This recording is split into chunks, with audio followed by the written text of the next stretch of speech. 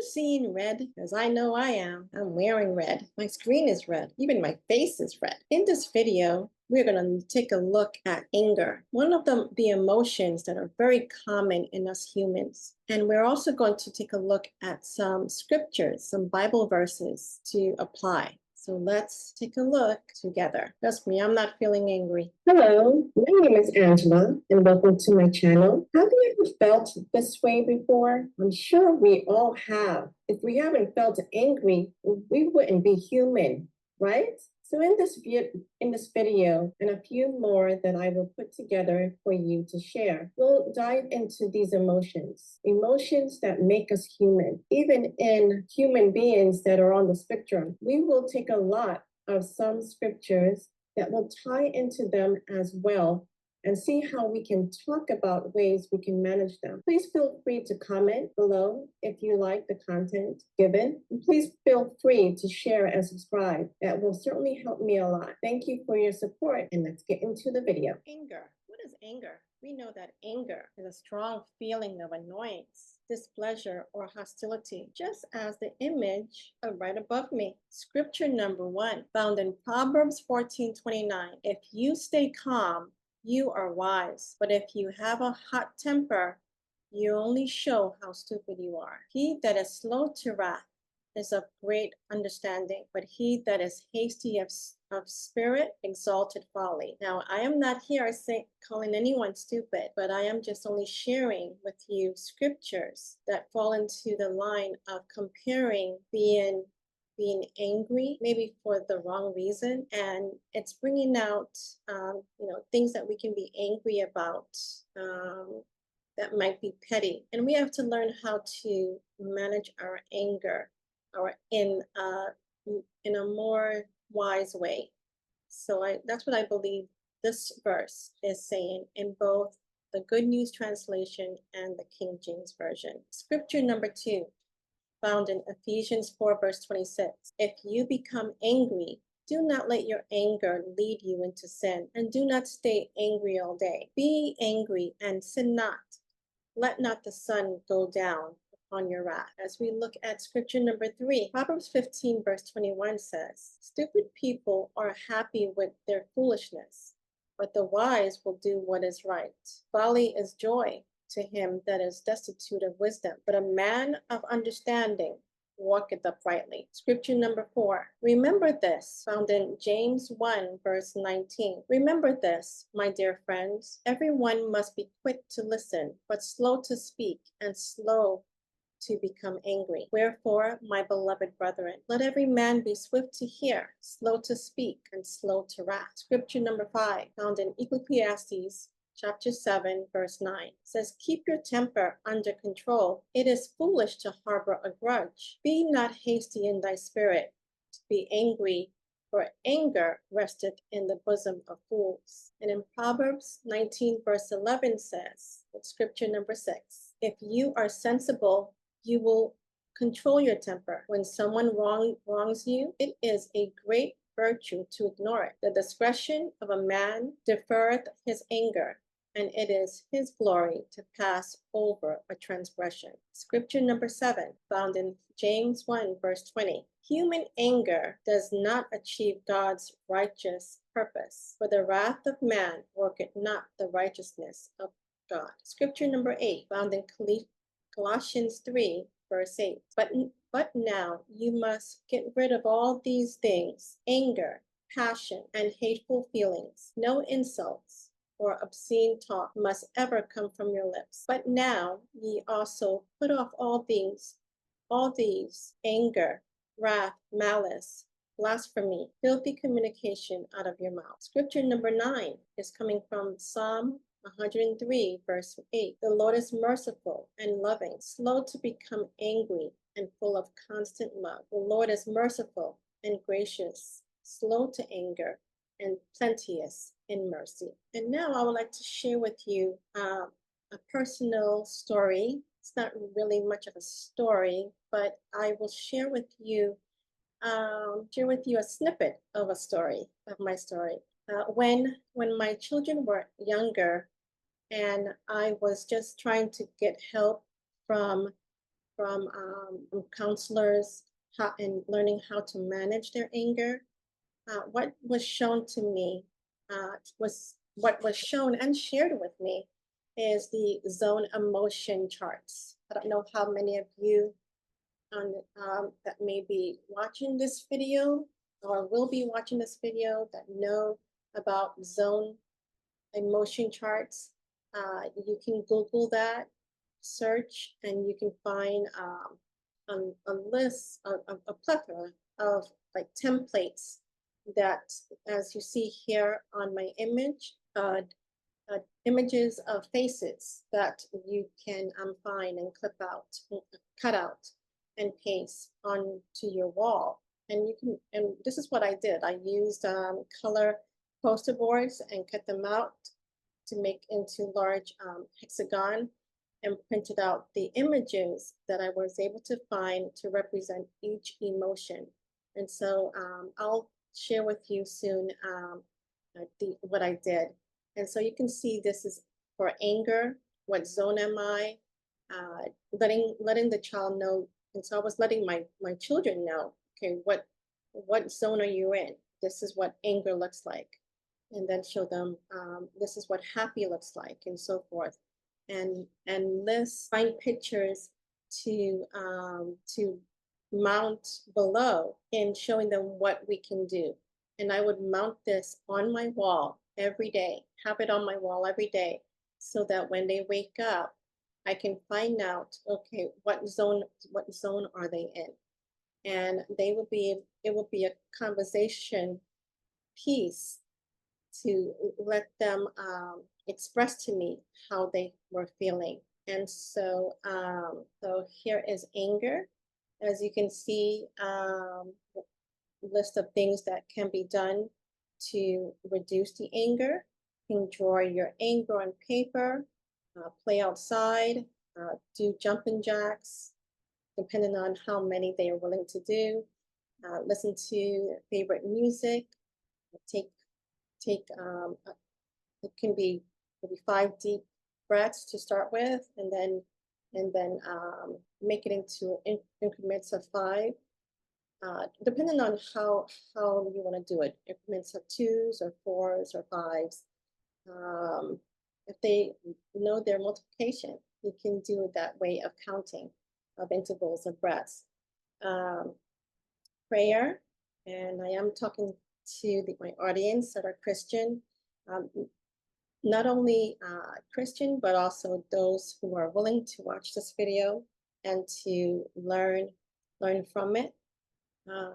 You can also write about your anger. You can write your own idea. And so I put below there, I can sing, that was given to me by one of my children when they were in that mood of being angry, and practice a hobby.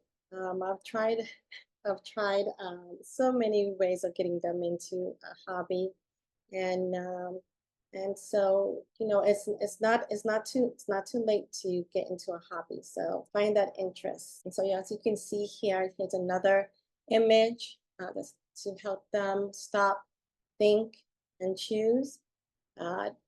To stop. This is what I saw.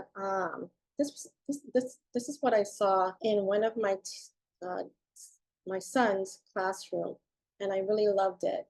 And so he used the stop sign. I mean, sorry, not the stop sign, the traffic light, to print out, and you write where it's next to stop, meaning to calm down, breathe deeply, consider everyone's feelings, and then to think and find out what is the problem, what is your opinion, and what are consequences. Well, the choice would be, what are the consequences of your action, and make your choice and stick to it. Talk to someone you trust for safety, or for secure. Talk to someone that you trust and you know. Here is the happy zone, and so what we did was I list for them what we can do. We can think of Jesus' love, in nature. We can think of the love that we have for each other as a family. We can give hugs.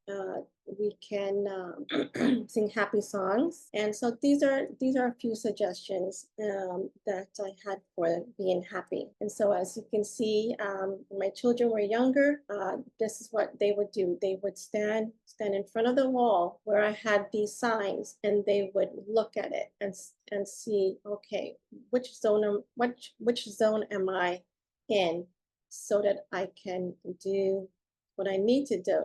What I need to do if I'm angry, to be in a happy zone, or the yellow. As you can see, the yellow zone is like an in-between comfort. And so I was trying to talk to them when they were sad. I had a blue hexagon to represent sadness. And so I wanted them to talk to me in how I can get them out of the angry zone and the blue zone to get into the yellow or green zone. So, and there is a movie called Inside and Out that does talk about emotions. And so even that movie could also kind of talk about the characters, in that movie, and tie it into your own child's or adult, excuse me, or your loved one who's an adult, to express their emotions. And so another thing I wanted to share with you too is, as you can see below, I have an arrow in a screenshot that I took of one of a video that I did do called Emotion Booklets Idea. And in that video, I did a shorter version of this into a booklet form. And so it could be like an emotion journal. I did this when my children were younger. So if you have any children that are of early age, and you already have a diagnosis and would like to try this, in just illustrating pictures to get them to express to you what emotions they have. This booklet right there in this video is what you can also do to simplify what I did. And in the picture you see there on the wall. So that video shows like a simplified, modified version of what can be done to create an emotion booklet. Here is a story that I would like to share with you. Matthew's Path to Peace. Matthew, a 28-year-old man with autism spectrum disorder, was known in his church community for his deep faith and dedication. He attended church every Saturday, participated in Bible study groups, and volunteered at church events. However, Matthew struggled with anger, especially when things didn't go as planned or when he faced sensory overload. One Saturday, after a particularly stressful week at work, Matthew found himself overwhelmed by the noise and the number of people at the Matthew's Path to Peace. Matthew, a 28-year-old man with autism spectrum disorder, was known in his church community for his deep faith and dedication. He attended church every Saturday, participated in Bible study groups, and volunteered at church events. However, Matthew struggled with anger, especially when things didn't go as planned or when he faced sensory overload. One Saturday, after a particularly stressful week at work, Matthew found himself overwhelmed by the noise and the number of people at the church service. During the sermon, a baby started crying loudly, and Matthew felt anger rising. He tried to suppress it, but he eventually stormed out of the church, feeling embarrassed and ashamed. After the service, Pastor John noticed Matthew's absence and decided to visit him at home. He found Matthew sitting on the porch, looking upset. Pastor John sat down beside him and asked gently, Matthew, what happened? What happened today? Matthew explained his struggles with anger and sensory overload. He expressed his frustration at not being able to control his emotions and how it affected his relationship with God and his church community. Pastor John listened empathetically and then shared a Bible verse. Do not be quickly provoked in your spirit, for anger resides in the lap of fools. Ecclesiastes chapter 7, verse 9. And that version is found in the New International Version. He explained that while everyone struggles with anger, the Bible offers guidance on how to manage it. Together, they prayed for strength and wisdom. Pastor John also suggested practical steps Matthew could take, combining his faith with practical strategies. They agreed on a plan that included prayer and meditation. Now, I've done this with my son, as you can see in a screenshot of a video short that I did of my son. I do have a meditation wall for him, and we prayed through it. So this is what Matthew did. And this was the counsel from this pastor that told Matthew what to do. So, number one, prayer and meditation. Matthew started each day with prayer, asking God for peace and patience. He also meditated on Bible verses about anger and self-control, such as James 1, verse 19 through 20. My dear brothers and sisters, take note of this, he continues. Everyone should be quick to listen, slow to speak, and slow to become angry, because human anger does not produce the righteousness that God desires. Sensory management. Pastor John helped Matthew find a quieter, less crowded spot in the church where he could feel more comfortable during services. Matthew also used noise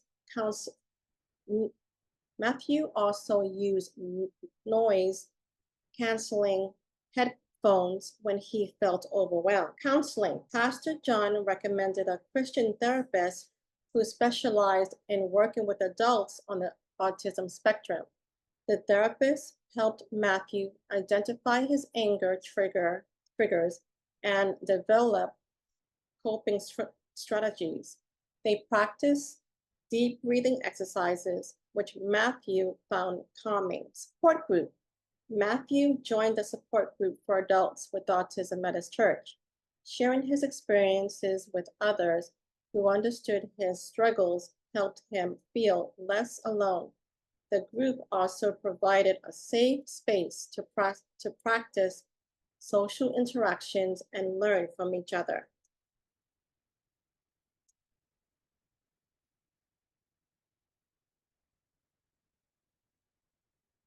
As Matthew integrated these strategies into his life, he began to see positive changes. One Saturday during another crowded service, he felt his anxiety rising. Remembering Pastor John's advice, he put on his headphones, took deep breaths, and silently prayed for calm. Instead of leaving the church, he stayed through the service and felt a sense of accomplishment and peace. Matthew's journey was not easy, but his faith and the support of his church community helped him manage his anger more effectively. He grew closer to God, found comfort in scripture, and learned practical ways to cope with his emotions. His transformation inspired others in the church, showing them the power of faith and resilience. Through prayer, community, and practical strategies, Matthew found a path to peace and a deeper connection with his faith. Please share your comments and thoughts on the video, and how do you manage your anger? Thank you for watching. Please like, share, and subscribe. Blessings.